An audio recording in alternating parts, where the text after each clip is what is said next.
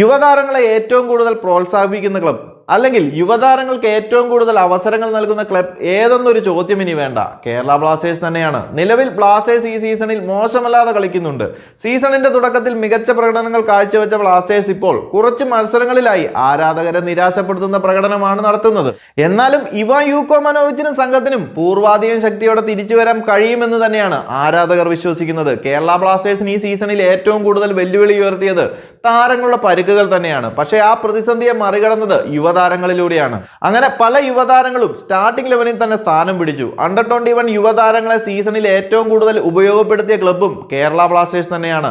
ഇതിന്റെ കണക്കുകളൊന്ന് നോക്കിയാൽ 37 മത്സരങ്ങളിൽ നിന്ന് 4 അണ്ടർ 21 താരങ്ങളെ 1894 മിനിറ്റുകളാണ് കേരള ബ്ലാസ്റ്റേഴ്സ് കളിപ്പിച്ചിരിക്കുന്നത്.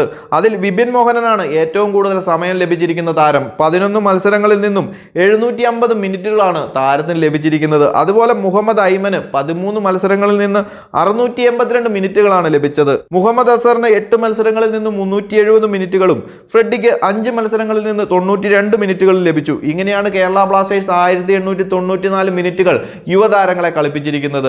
കേരള ബ്ലാസ്റ്റേഴ്സിനെ പോലെ തന്നെ അണ്ടർ 21 താരങ്ങളെ കളിപ്പിച്ചതിൽ രണ്ടാം സ്ഥാനത്ത് നിൽക്കുന്നത് നോർത്ത് ഈസ്റ്റ് യുണൈറ്റഡ് ആണ്. 26 മത്സരങ്ങളിൽ നിന്ന് 1362 മിനിറ്റുകളാണ് അവർ അണ്ടർ 21 താരങ്ങളെ കളിപ്പിച്ചിരിക്കുന്നത്.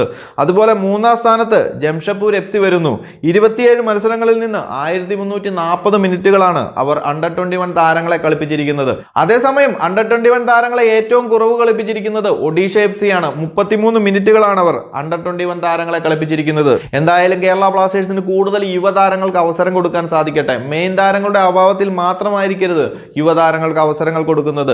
കുറച്ച് കരുത്ത് കുറഞ്ഞ ടീമുകൾക്കെതിരെ മത്സരിക്കുമ്പോൾ മെയിൻ താരങ്ങളുടെ കൂടെ യുവതാരങ്ങൾക്കും അവസരം കൊടുത്താൽ അവർക്കും മികവ് പുലർത്താൻ സാധിക്കും. അപ്പോൾ കൂടുതൽ ISL കേരള ബ്ലാസ്റ്റേഴ്സ് അപ്ഡേറ്റുകളുമായി മറ്റൊരു വീഡിയോയിൽ കാണാം. ചാനൽ മറക്കാതെ ഒന്ന് സബ്സ്ക്രൈബ് ചെയ്യുക.